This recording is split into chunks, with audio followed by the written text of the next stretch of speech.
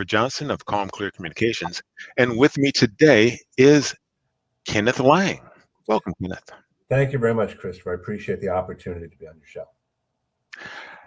It's always a pleasure. And all right, let's just start right away.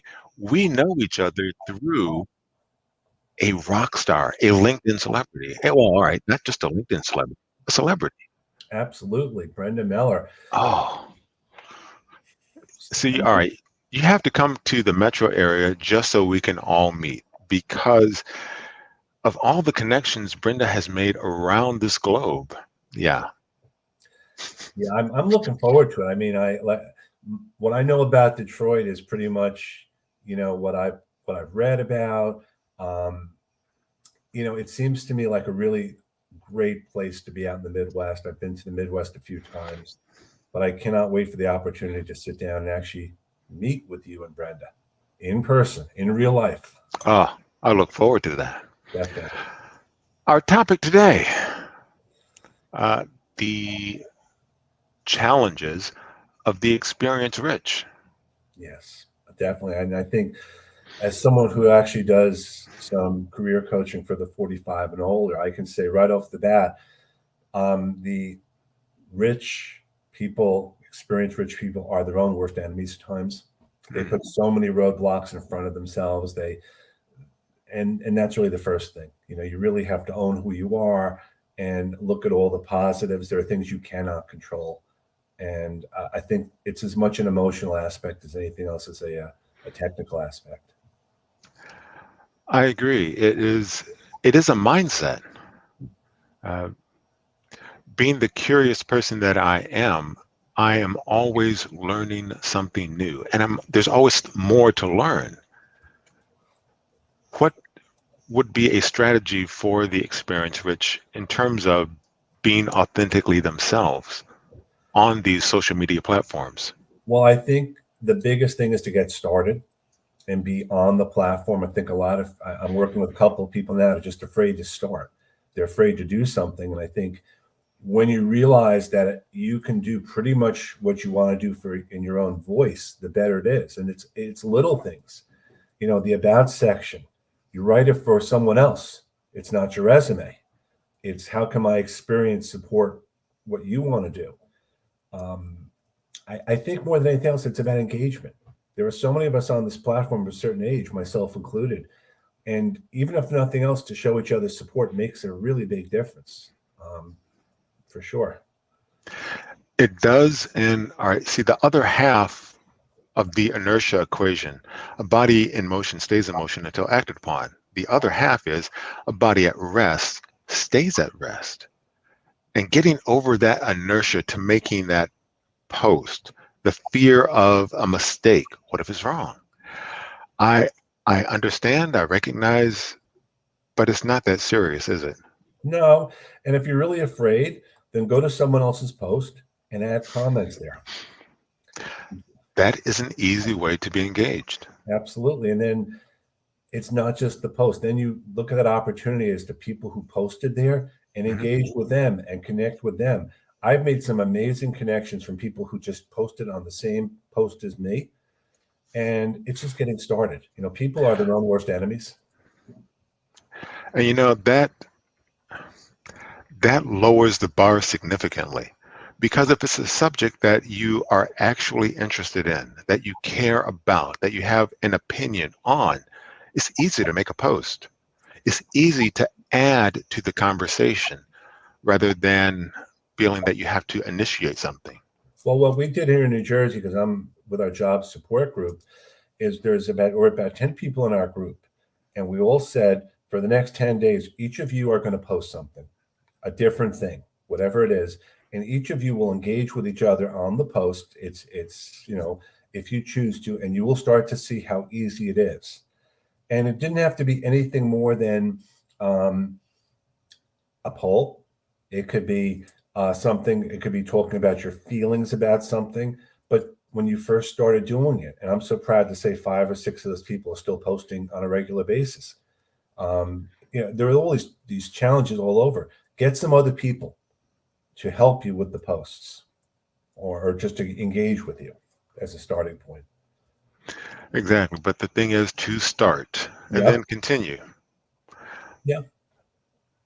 And what else? I mean, in this current environment, what else besides engagement can not only the experience rich do, but in general, what can people Well, do? first of all, if you're looking for a job, say that you're looking for a job in the about section. I can't tell you the number of people who I look at their posts and I look at them and, by the way, I'm looking for a job. Tell me. You don't have to put it like in black and white, but I have to know what you're looking to do and not to be afraid to be a little bit more genuine. Um, I am a Red Sox fan and a Giants fan, and I have my hobbies. It's just don't be afraid to be a little bit Facebooky, if you will. Is a good Okay. because again, this is a social media, and we've all gone through a common experience in different ways. And I think that the bar has been lowered in that way. It doesn't have to be all technical, technical, technical. I agree. And, it's just sharing or showing our shared humanity. By the way, I saw the comment, I saw the look when I said I was a Giants Oh, I'm sorry. I thought that was, oh, fan. well, all right. So my local football team, Yeah. the Lions, Hmm. we have our own character building going on a regular basis. We do. What I do want to say is one post that a lot of us put up in this past weekend is what we were thinking back from 20 years ago, 9/11. Not just Mhm. it's 9/11, stay strong, and 9/11, never forget, but what we were doing that day. I remember, I was at work that day, and all of a sudden the internet went down. We didn't realize it was because everyone was crashing to find out what's going on. And my wife is a third grade teacher. We talked about our experiences, and even though I'm in the New York City area and I feel certain things, we all have shared experiences. And I put down that it took me 15 years to actually go back to the memorial. I could not bring myself to do it. And a lot of us have a shared experience, and it's being genuine. And I think that's a big part of on LinkedIn. You want to be genuine. You're not just a name. That's true. We are not just the jobs that we perform. Absolutely not. We're people. We're people with skills. They don't go away when you lose a job. Most people think that your skills are your skills. And Brenda, with her wonderful LinkedIn lives and the experience-rich conversation, take it from people like myself and you. We've been there, and what I found is the people that are just starting out, they have a different type of job experience issue. That's true. That's I mean, true. And all right, you mentioned Brenda, and she has something coming up, and you're going to be a part of that, correct? yes, an experience-rich LinkedIn live. I think what I would say more than anything else is engage. You have something to say, and I think the difference between our age group and others is we've learned to deal with a lot of things at one time, multitasking before there was a lot of the technology that's out there. But the hardest part is to get out of your own way and stop with the roadblocks. I mean, I think some of them are self-imposed. Some of them are just by the articles that are out there. My friend Marty Latman has a comment, which is true. The only unemployment rate that matters is one. It's 100% or zero. You're either working or not. Don't worry about the stats. That's true. That's true. And that LinkedIn for the Experience Rich Live-a-thon is the date for that is when? Thursday, the 23rd of September, and I'm pretty sure, I think I'm going to be on at 11 o'clock. Okay. But what I would recommend anyone who attends that, and the same with any of these, look at who's on this conversation. Reach out to them, connect with them. You have that common experience. You attended this event, so you have that shared experience. And I think that's probably the biggest miss that most people have. You have to be willing to put yourself out there. And a lot of people are True. just afraid. I mean, I was afraid to reach out to you and Brenda in the beginning. I have to be honest. I'm an introvert, and I did not want to be rejected. And I thought I would be. So it's what it is. You know what? I understand completely. It is yeah, it's that little bit of fear. It's like, all right, isn't doing just my job enough? I'd have to interact with people? Yeah. Yeah. I mean, we are people, and that's our humanity is what connects us. And you also can't control certain things. We've had this conversation where you can't control the biases, you can't control what people are thinking or saying. So you just have to move on past it. It's not a fair thing or not. I mean, there's so many people like myself out there and yourself, Chris, that we want to help. We want to help from our experience, and never to be afraid to reach out. One of the reasons I started doing the volunteer career coaching is I was out of work. This was 5-6 years ago. So I looked at it as an opportunity, not just to pay it forward, but to network with other people. And there's so many volunteer opportunities out there. You can never tell who you're going to meet at any place. And being able to help someone else often gets us out of our own head and over whatever introvertness we inhabit. It's like, oh, I can make a difference here. And we do. And we do.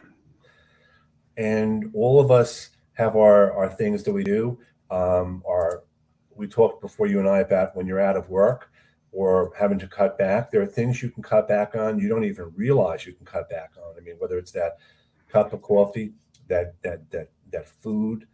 I used to buy store brands all the time. Still do a lot, because what's the point of paying more money for the marketing of a product? But you would be surprised what you can do. But it's also great because you find out who your true friends are. Mm-hmm. And I think one thing I'd probably suggest is if you're in transition out of work, you have your family, they will be supportive, but you need to find other people. I call them a job search posse, people that can work with you and support you, and also make you accountable. It's not enough to say, well, I'm having a bad day. You got to do something. Yeah, action is required. And I will admit, when I was initially laid off, there was a bit of reluctance to tell people, well, all right, well, it's Friday. I will have something else by Tuesday at the latest. Mm-hmm. Like, and Tuesday, well, wait a second. Huh. All right. Well, this changes things a little bit. And you mentioned to a couple of people, and then oh, wait, there's a whole network of people in the same category, and we can help each other. Being able to be helpful is a wonderful feeling. It is. The first time, and I've been laid off many times in my career. My son at the time, my youngest son, was in 3rd, 4th grade. So I figured, let me volunteer for the local PTO, Parents Teachers Organization. Mm-hmm. And I was the tech guy. And you know what the tech guy's responsibility was? Yep. Tech guy's responsibility is make a couple of phone calls to make sure we have everything set up. Okay. But I put that down that I'm the technology chair of the local PTO, which is not a lie. But the best part of that experience, honestly, is networking and feeling that I was doing something.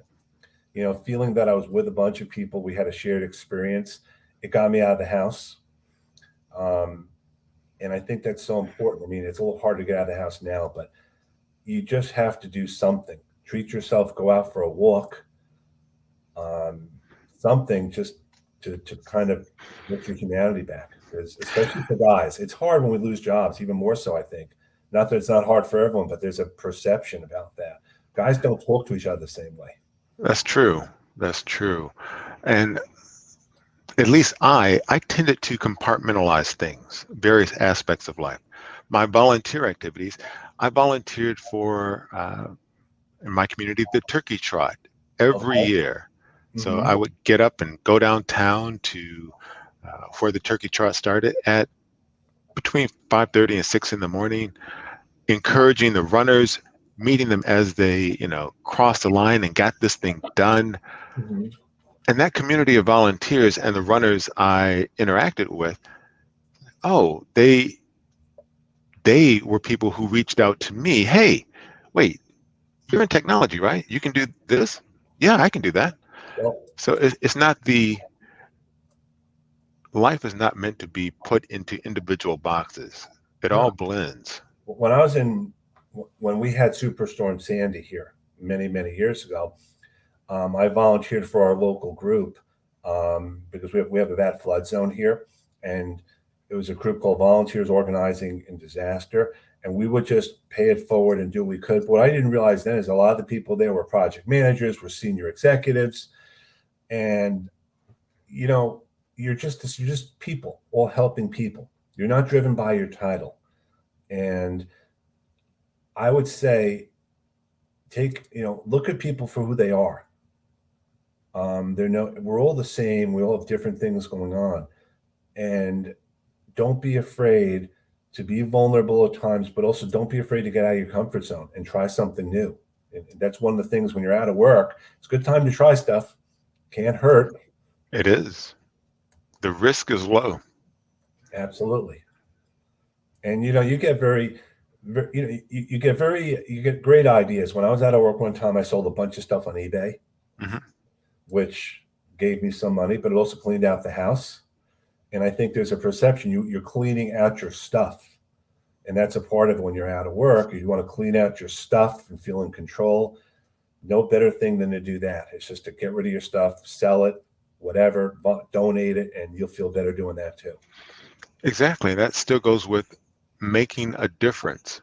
Yeah. And the discussion that we've had around my house um, in donating stuff. Well, you know what? We're not utilizing that, but Mhm. somebody else would really love this. So yeah, let's give it away. If it's been hidden in a closet for years, if it's unused, now it becomes something that takes up space where it could make a positive impact for somebody else. My cousin has something called the 1 year rule. 1 year rule. If I haven't used it in a year, I don't need it anymore. Whatever it is. I like that. Now, well, yeah, because that makes sure that you either use it. Yep. Yeah. I know we cleaned a bunch of closets and stuff out during the pandemic. But I guess to get to the topic of job search, there's so much information out there. Don't be afraid to try things. Don't be afraid to ask for help. It's hard. We're not going to wave a magic wand and say after this call you have a job. But there's the strength in numbers, and at least kind of helping you, get to the next place. True. And all right, cleaning up your online profile. Do you need to list everything? If you're experience rich, how much do you keep? Here's the thing. And resume writers have maybe a different viewpoint than me. I think usually it's the ideal. Let's just list the last 5 to 10 years or so on a resume. Mm-hmm. From a LinkedIn standpoint, I would list everything that you've done within reason. First of all, you can never tell who's at the company from a long time ago that you can reconnect with. I would be a little bit more careful about listing some of those skills from 25, 30 years ago because they're not all tangible. But wait, you know who you are. Windows 3.1 is not the hottest ticket anymore? No, okay. and neither is being a mainframe COBOL programmer unless you want to work for a finance place or a government agency. But the skills you learn, the soft skills, the managing people, the industries, I think people have been given so many different types of advice that they sometimes don't know what the right advice is, and that's a big part of it too. Yeah. For sure. I tend to err on the side of what is needed to tell the story to solve the problem for the next person. So if I'm going to solve a problem for this company, what skills, what jobs do I need to include to tell the story that I can solve that problem? Yeah, I agree. I think everyone talks about something called an elevator pitch, which is the 30 or 60-second thing about what you do. You want to have a very simple one. You want to have a basic one that you can tell anyone. I solve problems. I do this. Don't get into technicalese or the industry because you want people to know a little bit about what your strengths are, like you said. And if you can never tell where you're going to meet someone. Absolutely. Right. So that's a big thing. Just think about it. And you're talking to a fourth grader. How would you tell a fourth or fifth grader what you do? Okay. And so that touches on a number of different things. Mm-hmm. Get out of your comfort zone and meet people, interact, expand your community. So the people that you interact with Don't compartmentalize. Reach out to and include them in your career search. Definitely. Go to networking events. Very important. Connect on LinkedIn with people. Follow up. But above all, you want to have those few close people next to you that you can just stay in touch with. I make it a point every day to have a 5-10 minute phone call with 2 or 3 people. We call them our job search posse. And even though we're not looking for jobs, we just talk. What's going on today? What's going on today? It's a meeting. It makes you accountable. Yeah, it's a connection. Absolutely. And I think we've all learned how valuable connections are. If nothing else to be taken away, Facebook and the like came out of the last financial crisis. And who knows what's going to come out of this? The True. next idea, whatever it is. What I think is lacking right now is a mindset of we can all work together. We've become such a polarized world that you want to just get past all that. I mean, however you stand on different issues, we are a human race, and we care about each other, and we need to support each other on a very general level. And we've just become too much of a finger pointing society over the years. And it's not blaming one person; it's just what you see all the time. All right. Is that something that you should diminish on your social media profiles? Absolutely. Okay. I mean, everyone knows in general, like, some things are a no-no on social media, like politics and the vaccine and all that stuff. That has no business being there anyway.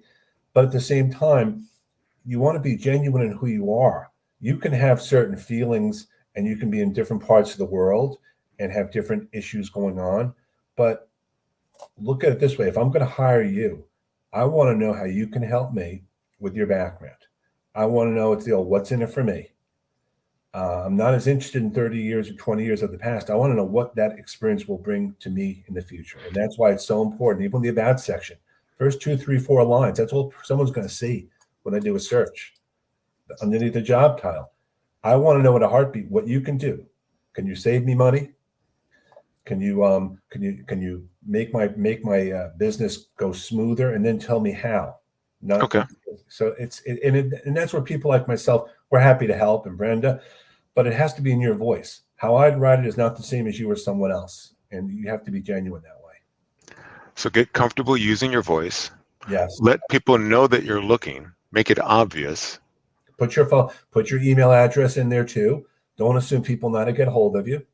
True. Yeah. Make it easy for people to get in touch with you. And then when they get in touch with you, follow up. Don't wait. Follow up. Okay. And then, yes, ghosting happens. It stinks. You can't do anything about it, but I've come to find that recruiters are ghosted just as much. So pointing fingers does not help. It may make you feel better, but it's not gonna help. It doesn't solve the problem. No. Okay. And all right. You also have a LinkedIn Live. When I can do. people Every tune Tuesday in?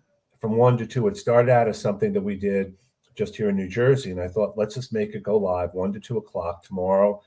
We do it. It's a different topic. I love to talk to people. Those of you who may remember something called Inside the Actor Studio, he always asked questions, and I'm asking questions. It's not just an interview about you. I just want to learn from you, and it's great practice. Exactly. That's what I call being curious about people. And you're very curious too. Thanks. And James Lipton from Detroit. I didn't realize he was from Detroit. Yes, he is. I want to learn as much as I can about people. I mean, I can read your profile, or your resume, but I want to know, what are you thinking about? I mean, because it helps me know you as a person. The more we learn about each other, the more we can support each other.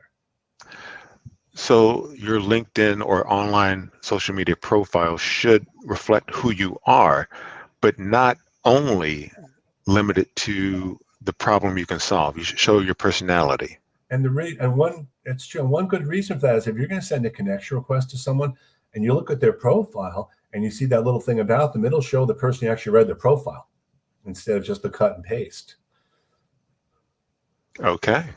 So are you open to accepting LinkedIn requests as long as they're personalized and they've looked at your profile?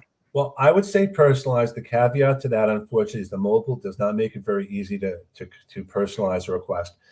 But the reason I want to personalize, I want to know how I can help you.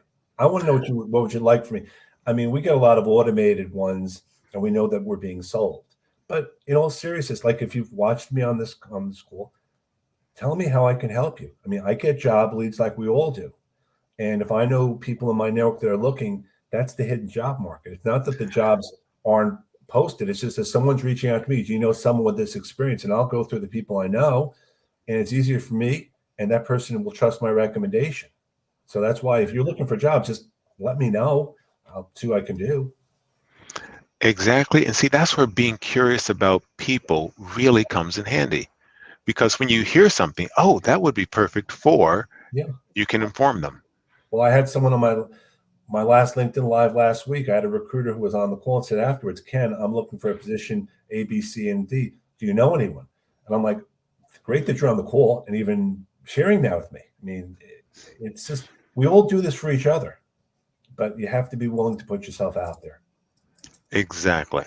So a question I ask, sort of like Mr. Lipton, what are you reading? What book is on your reading list right now? What do you recommend? Well, so I recommend Brenda Miller's book. Media pie.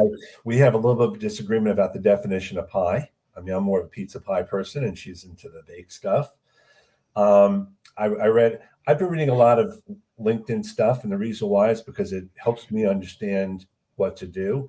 I honestly have not read as much as I wanted to. I think I'm more of a Kindle person now too, and that kind of makes me sad sometimes. I used to like to have a book that I could turn the pages of, but I've become such a Kindle person. I would love that people could recommend something for me to read because I'm always on the lookout. So as part of this, All right. when you send me a connection request, put in the connection request a suggested book to read, and that way I will know that you were on this call. So here's a perfect example of like a marketing thing. Okay. And I am putting your LinkedIn URL in the comments so people can reach out and make a personal connection with a book recommendation. Absolutely. And if we'll do an Oprah Winfrey book club thing, except it'll be a Kenneth Lang, Chris Johnson book club thing, and we'll put it out, and that'll be a post on LinkedIn. I mean, seriously, Brenda brought up like an idea for a post. Here's a great post. Someone told me gave me a suggested book. I read it. It's great. Thanks for the recommendation. Exactly. And it leads to further conversation, which deepens the connection, which makes them top of mind when you have something for them. And I'll remember that person as the person that recommended me that book. Exactly. Yep.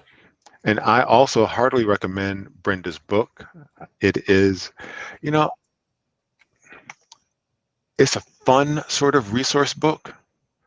And what I mean by that, yes, you can read it cover to cover and enjoy it. But when you get to a point, all right, how do you do this? Oh, you go back and you read that section and you enjoy that section again, because it's not, all right, you click here, you press that, you do this. That's the answer. No, it's full of personality. And also so important. It's not a book that's dated. That book is relevant later on. I think a lot of the books that are out there, they're a year from now, it's like I have to do it all over again. I love it's about best practices in your voice and your personality and how to. And yeah, we're plugging Brenda's book, of course. That's what friends do. Absolutely. And yeah, it's more about methodologies as opposed to click here and press that. Yes, for sure. So. And I would also recommend as one final thing, if you are struggling, do what I did 15 years ago. Start journaling. Put a diary together. Get your thoughts down, and then when you get a job, you can go back and read what you wrote. Exactly. Because, note where you were, what you did, who you interacted with. Yeah, when you look back, it is a remarkable thing. So Kenneth Lang, thank you very much for this session of LinkedIn Live. And I've put your contact information in the chat or in the comments so people can reach out with a book recommendation in their personalized request.